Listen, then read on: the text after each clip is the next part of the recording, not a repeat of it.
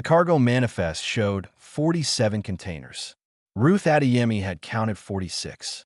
Somewhere in the lower hold of the Wandering Star, a box had gone missing, and she intended to find it. She walked between the towering metal containers, her boots clicking against the steel floor. The hold was cold and poorly lit, the kind of place most crew members avoided. Ruth liked it down here. It was quiet. It reminded her of the narrow streets back home in Lagos, where she learned to navigate darkness before she learned to read. 3 years she had worked on this alien freighter. 3 years of counting boxes, checking seals, and sleeping in a room the size of a closet, all to pay off the debts her father left behind.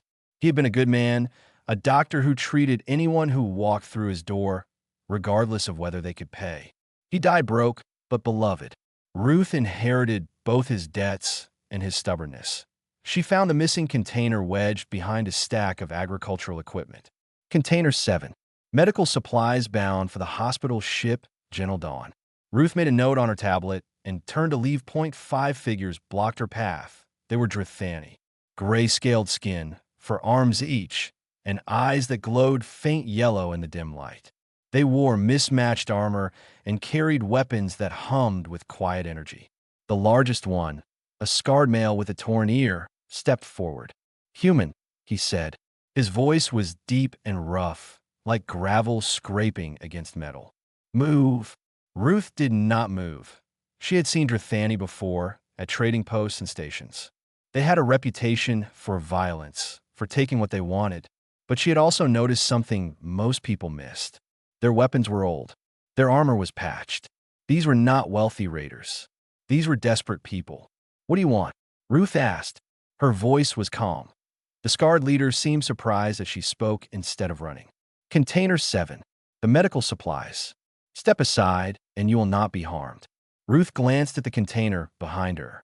Bandages, antibiotics, surgical tools.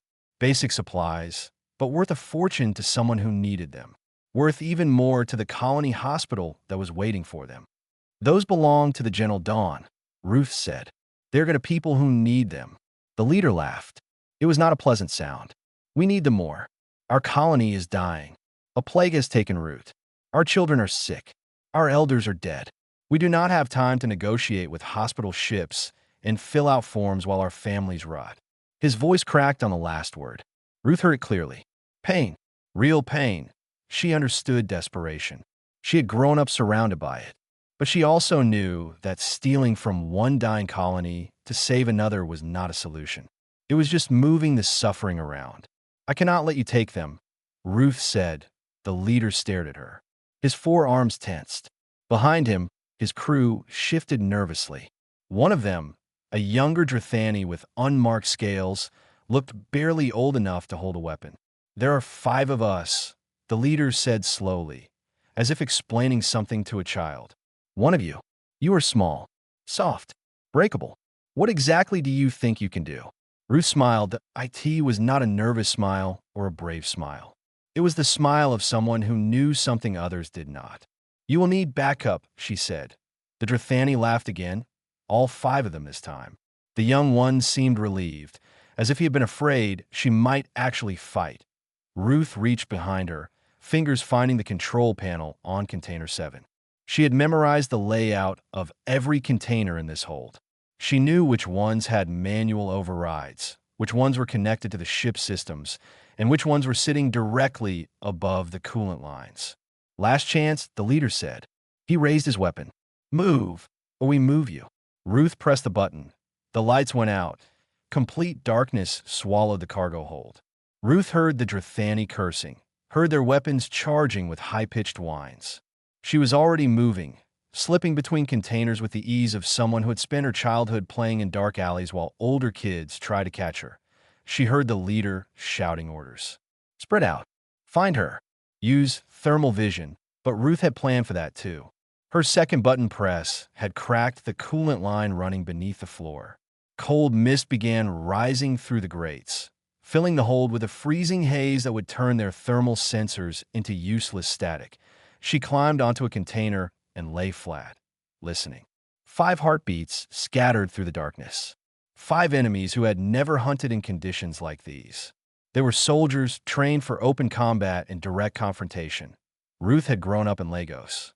She had learned to disappear before she learned to fight. And now 5 aliens were trapped in the dark with her, thinking they were the predators. They were wrong. The hunt had begun, and Ruth Adeyemi was just getting started. Cold mist crawled across the floor like a living thing. It wrapped around the containers and swallowed the light from the emergency strips near the ceiling. The Drithani could barely see their own hands. Grawl, the scarred leader, pressed his back against the container and cursed under his breath. His thermal vision showed nothing but a swirling gray mess. The human had somehow turned their greatest advantage into a weakness. Pell, he hissed into his communicator. Report. Silence. Dorn. Chev. Anyone. More silence. Grawl tightened his grip on his weapon. 20 years he had led raids across a dozen systems. He had fought soldiers, mercenaries, even a Valerian battle squad once. But he had never felt this kind of unease. The human was somewhere in this hold, moving through the darkness like she belonged there 50 meters away. Ruth crouched behind a stack of grain containers. She had been watching the young Drithani for several minutes. He was the one with unmarked scales, the one who had looked relieved when his leader laughed at her. He was separated from the others now, pressed into a corner with his weapon shaking in his hands. She could take him down easily. A blow to the back of the head, a chokehold, any number of techniques she had learned from the security officers on the ship. But something made her pause, that he was afraid. Not the fear of a warrior facing battle, but the fear of a child who did not belong here. Ruth moved closer, making just enough noise to let him know she was there. The young Drithani spun around, weapon raised. Wait, Ruth said softly. I'm not going to hurt you. The Drithani's yellow eyes were wide. His scales had turned pale, a sign of extreme stress in his species. Stay back, human. What is your name? The question seemed to confuse him. What? Your name? I am Ruth. What do they call you? He swallowed hard. Pell. Pell. Ruth took a slow step forward. You do not want to be here, do you? Pell's weapon trembled. My family needs the medicine. My little sister is sick.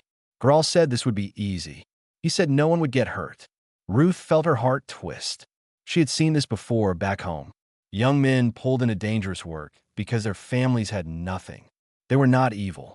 They were just desperate. I understand, she said. But stealing from one group of sick people to save another is not the answer. There has to be another way. There is no other way. We tried. The Federation will not help us. The hospital ships charge too much. We have nothing left. Ruth reached out and gently pushed his weapon down. He let her. Stay here, she said. Do not move. Do not call out. When this is over, I will help you. I promise. Pell stared at her like she had spoken in a language he did not understand. Why would you help me? I try to rob you. Because my father taught me that everyone deserved a chance. Even people who make mistakes. She left him there, hidden in the corner, and moved deeper into the hold. The second Drithani was not as easy. His name was Dorn, and he was a veteran like Grawl.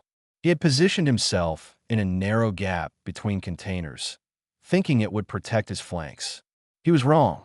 Ruth came from above. She had climbed the containers using handholds she had memorized months ago, moving silently through the cold mist. Dorn never saw her coming. She dropped onto his back, wrapping her arm around his neck. He thrashed, all 4 arms swinging wildly, but the narrow space worked against him. He could not get leverage, could not reach her. Ruth squeezed until his movement slowed. Stop fighting, she said into his ear. I did not want to hurt you. Dorn went limp. Not unconscious, just exhausted. What are you? He gasped. I am human. Humans are soft, weak. Everyone says so. Ruth almost laughed. Everyone is wrong. She released the pressure slightly. You have a daughter back home, do you not? I heard you mention her earlier. Dorn stiffened. How did you? I listen. It is a human habit. Your daughter is sick? Yes. His voice broke. She is only 6 years old. The plague took her mother. I cannot lose her too. Ruth loosened her grip completely and stepped back.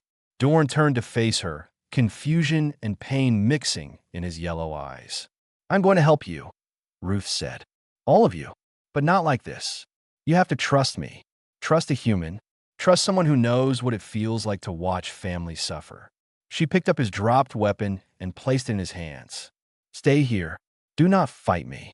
Dorn looked at the weapon, then at her. He nodded slowly. Point 3 down.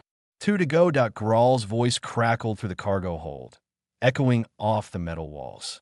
Human, show yourself. We can make a deal. Ruth smiled in the darkness. Graal was getting scared. That was good. Scared people made mistakes, but scared people also did dangerous things. She needed to end this soon. Graal had one weapon left that he had not used. A neural disruptor. It was old technology, banned in most systems for its cruelty. But desperate times called for desperate measures. That he pulled the device from his belt and activated it. The machine hummed to life, and then it screamed. A pulse of invisible energy ripped through the cargo hold, designed to overload the nervous system of any organic being within 50 meters. Somewhere in the darkness, he heard a thud. The human had fallen. Finally, Graal smiled and began moving toward the sound. Shev with me. The human is down. Shev, his silent companion, emerged from behind container. She had served with Graal for 15 years and had never questioned an order. But something in her eyes suggested doubt. They found the human on her knees between two containers. She was shaking, her hands pressed against the floor, her breathing ragged. The neural disruptor had done its work. Graal stood over her. Impressive. You lasted longer than I expected. Most species lose consciousness immediately.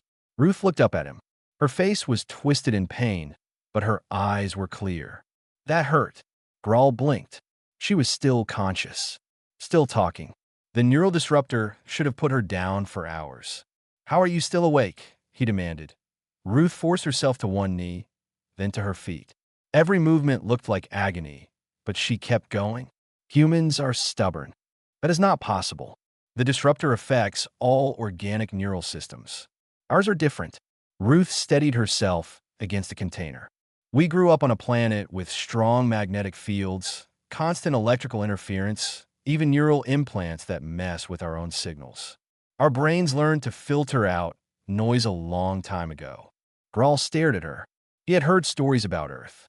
A death world where everything wanted to kill you, where the gravity was crushing, the weather was violent, and the predators were endless. He had dismissed those stories as exaggeration. Now he was not so sure. You should be unconscious, he said. Probably. Ruth straightened up, ignoring the tremors running through her muscles. But I have work to do. She moved before Graal could react. Not toward him, but sideways, slipping between containers with a speed that should have been impossible for someone who had just been hit with a neural weapon. Graal raised the disruptor to fire again, but Ruth was already gone, vanished into the mist like a ghost. Follow her, Graal shouted. Shev did not move. Shev, what are you doing? The female Drathani shook her head slowly. You should not have done that. What? The disruptor. You should not have used it. Shev's voice was quiet, almost sad. Now she knows we are willing to cause her pain. She was holding back before. She will not hold back now. Graal grabbed her arm with two of his hands. What are you talking about? She is one human. We are warriors. I have seen humans before, Shev said. 20 years ago. My first mission. I do not care about your first mission. Help me find her. You should care. Shev pulled her arm free. We sent 200 warriors to raid a human colony. 50 farmers. That is all they had. 50 farmers with tools and rocks. She paused. I was the only one who came back. Graal felt something cold settle in his stomach. That is not possible. They did not stop fighting. Even when they were injured, even when they were dying, they kept coming. One grandmother chased me for 6 kilometers to get back a photograph. A photograph, Graal. She was bleeding from a dozen wounds, and she would not stop running. The cargo hold suddenly felt smaller. Darker. The mist seemed to press in around them. Humans do not understand surrender, Shev continued. They do not know when they should lose. You cannot defeat something that refuses to accept defeat. A noise echoed from somewhere above them. Metal scraping against metal. Graal spun around, weapon raised. Where is she? Everywhere, Shev whispered. Nowhere. She knows this ship. We do not. She has been leading us exactly where she wants us. As if to prove her point, A cargo net dropped from the ceiling and wrapped around Graal's legs. He stumbled, falling hard against the floor. The net tangled around his arms as he tried to free himself, pulling tighter with every movement. Ruth appeared above him, standing on top of a container. She looked down at him with that same calm expression she had worn since the beginning. "Your friend Shev is smart," Ruth said. "You should listen to her." Graal thrashed against the net. "Let me go." In a moment, Ruth jumped down, landing softly on the floor. She walked toward the environmental controls near the wall. "First, I want to offer you a choice. I do not negotiate with prey." Ruth pressed a button on the control panel. A soft hiss filled the air. "This hold is filling with carbon dioxide, harmless to humans in small amounts. Very dangerous to Drithani." Graal felt his throat tighten. Not from the gas, not yet, but from fear. She had outmaneuvered him at every turn, had anticipated every move, had turned his own ship against him. "What do you want?" he growled. "I want you to listen," Ruth said. "Really listen, because I think I can help you." Graal stopped struggling. The carbon dioxide was not strong enough to hurt him yet, but the message was clear. The human had complete control of this situation. "Talk," he said through gritted teeth. Ruth walked closer, her footsteps echoing in the silent hold. The mist was beginning to clear as the coolant line sealed itself. In the faint light, Graal could see her face more clearly now. She was young, younger than he had assumed, but her eyes held something older, something that had seen suffering and chosen to keep going anyway. "The medical supplies in Container 7 are going to the hospital ship Gentle Dawn," Ruth said. "That ship serves dozens of colonies. They have doctors, equipment, resources far beyond what you could steal in 100 raids. They would not help us," Graal spat. "The Drithani are criminals in their eyes. We would be arrested before we could explain. Maybe, if you showed up with weapons and demands." Ruth crouched down to his level. "But what if you showed up with a request? What if someone spoke on your behalf?" Graal stared at her. "You would do that? After what we tried to do?" "Yes." "Why?" Ruth was silent for a moment. Then she reached into her pocket and pulled out a small, worn photograph. It showed a middle-aged man with kind eyes and tired hands. He wore simple clothes and stood in front of a building with a red cross painted on the door. "My father," Ruth said. "He was a doctor in Lagos, one of the poorest neighborhoods on Earth. He never turned anyone away. Criminals, gang members, people who had done terrible things. He treated them all." Graal looked at the photograph. "He sounds foolish. Maybe, but he believed that suffering does not care about your past. Disease does not check your criminal record. Pain does not ask if you deserve help." Ruth put the photograph away. He died with nothing. But the people he saved, they remembered him. They came to his funeral from all over the city. Thousands of them. The cargo hold was quiet. Somewhere in the darkness, Graal could hear his crew breathing. Pell, Dorn, and the third one whose net Ruth had not removed. They were listening too. "Your children are dying," Ruth continued. "I cannot ignore that. I cannot pretend that stealing is the only option and walk away. But I also cannot let you take supplies meant for other sick people. There has to be a middle path." Chef stepped forward. She had been standing in the shadows, watching. "The hospital ship would never trust us. We are Drithani. Our reputation is worse than criminals. It is monsters."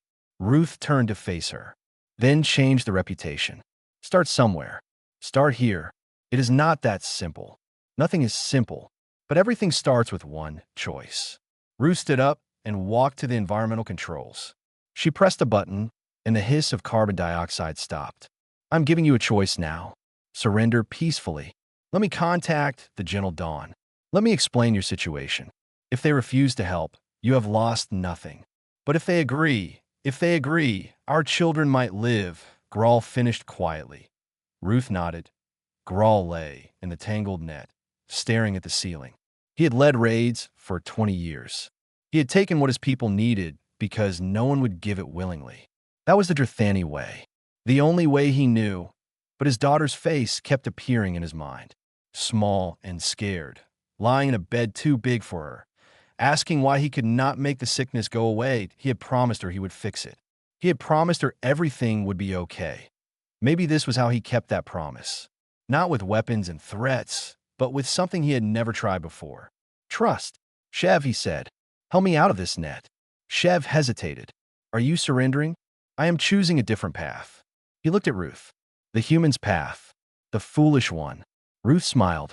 It was the first genuine smile she had shown since the confrontation began. My father would have liked you, Grawl. You remind me of him. How? I am a criminal. So are half the people he treated. But they changed. People can always change. Shev untangled the net, and Grawl rose to his feet. His body ached, and his pride ached even more. But something else was stirring in his chest. Something he had not felt in a long time. Hope. The security team will be here soon, Ruth said. When they arrive, I need you to stack your weapons and stay calm. I will explain everything to the captain. She trusts me, and if she does not believe you, then I will convince her. Ruth's voice was firm. I have talked my way out of worse situations than this. Grawl doubted that was true, but he did not argue. Instead, he gathered his crew. Pell emerged from his corner, looking confused but relieved. Dorn limped over, rubbing his neck where Ruth had held him. The third one, a young fighter named Brell, was still tangled in a net and needed help getting free point one by one. They placed their weapons in a pile. 5 Drethani warriors, disarmed by a single human who had never fired a shot.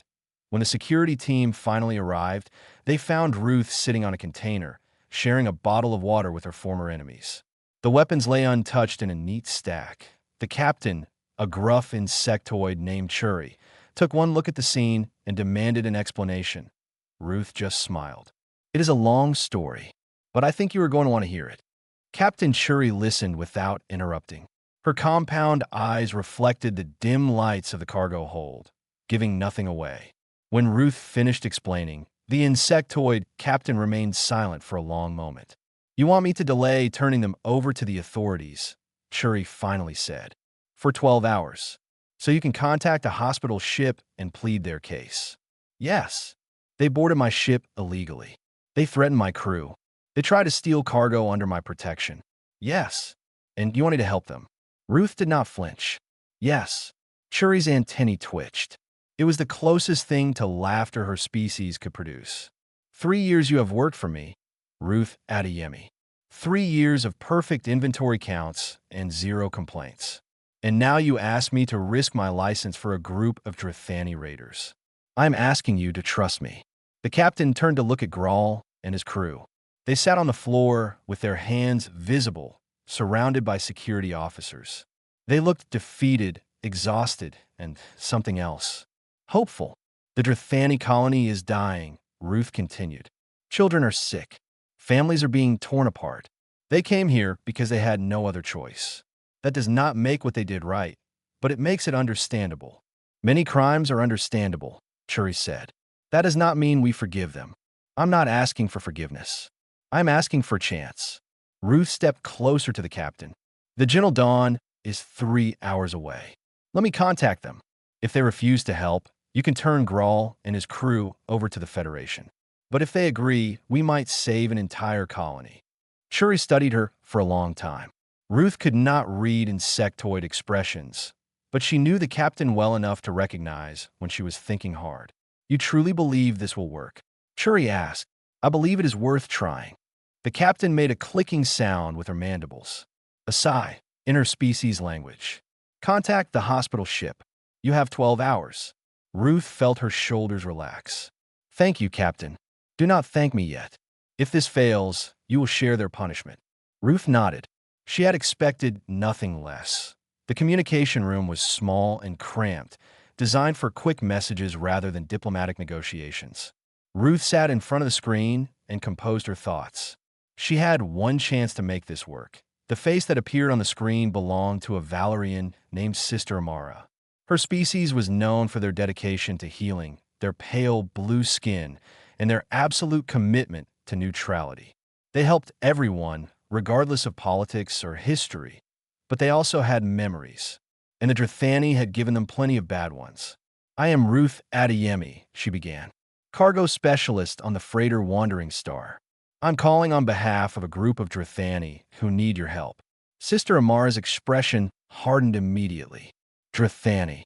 I have treated victims of their raids. Children with burns. Parents who watched their families die. Why should I help them? Because their children are dying too. The words hung in the air. Sister Amara did not respond right away. Ruth continued. A plague has struck their colony. It started with the elderly, then spread to the adults. Now it is killing their children. They tried to get help through official channels, but the Federation denied them. They tried to buy medicine, but they have no money. They came here to steal because they had exhausted every other option. Theft is not a solution. No, it is not. And I stopped them. They surrendered without violence. But stopping them does not solve the problem. Their children are still dying. Sister Amara leaned back. What do you want from me? A meeting. Come to the Wandering Star. Hear their story in person.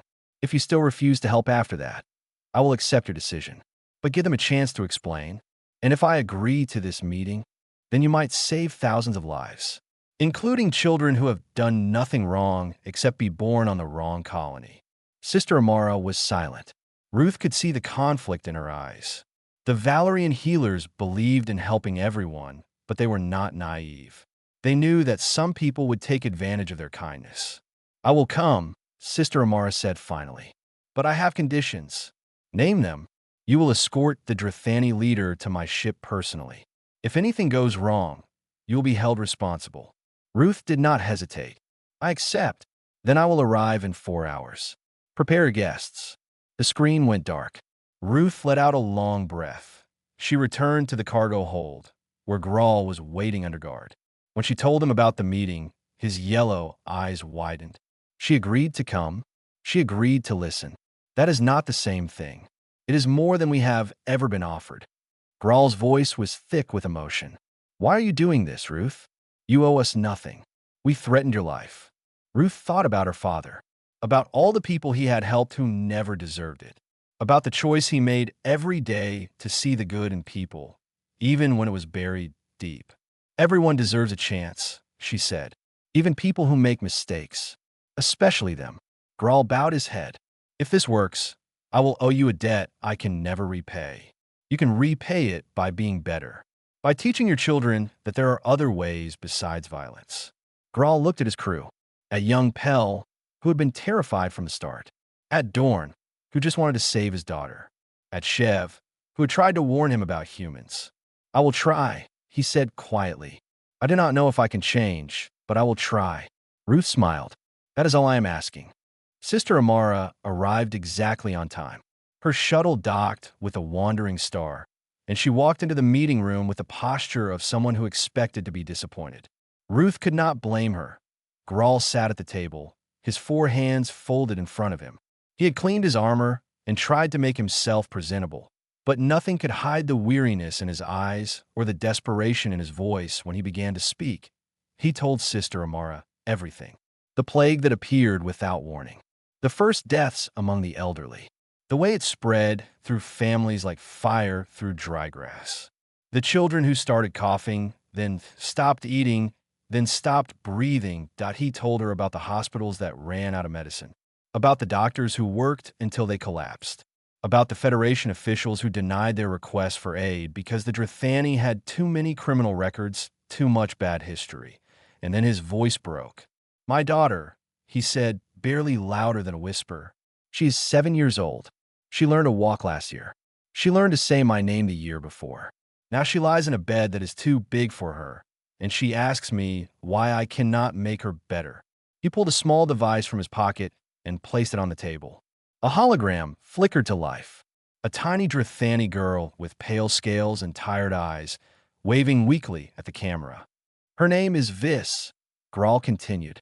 She is everything good that I have ever done, and I am watching her die. Sister Amara stared at the hologram.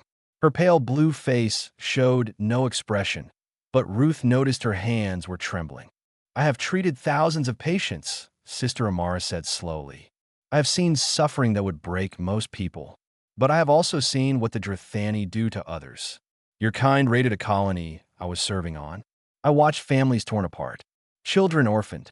I know, Grawl said. I cannot undo what my people have done. I cannot apologize for crimes I did not commit. But I can promise you this. If you save my daughter, I will spend the rest of my life making sure no child suffers because of me, Drethani or otherwise. Silence filled the room. Ruth held her breath. Then Sister Amara stood up. I will divert the gentle dawn to your colony. We will bring medicine, doctors, and supplies. But I have conditions. Grawl looked up. Anything. You and your crew will work for me for 1 full year. You will help deliver supplies to colonies in dangerous territory. You will protect my healers instead of threatening them. You will show the galaxy that Drethani can be more than raiders and thieves. Grawl did not hesitate. Done. And one more thing. Sister Amara looked at Ruth. This human will accompany us on the first mission to your colony. She vouched for you. I want her there to see if her faith was justified. Ruth blinked in surprise. She had not expected to be included. But before she could speak, Grawl turned to her with something like gratitude in his eyes. It would be an honor, Ruth said. 3 months passed. The gentle dawn arrived at the Drethani colony and found a world on the edge of collapse. But the Valerian healers worked without rest, and slowly the plague began to retreat. Ruth worked alongside them, distributing supplies and helping families who had lost everything. She learned the names of children she had never met. She held the hands of parents who wept with relief when their sons and daughters started to recover. And then one day, Grawl came to her with a message that it was a video. The screen showed a medical tent filled with recovering patients. Children played in the background, their laughter echoing through the fabric walls. And in the center stood Grawl, holding a small girl with pale scales. Ruth Adeyemi, Grawl said on the recording. I want you to meet someone.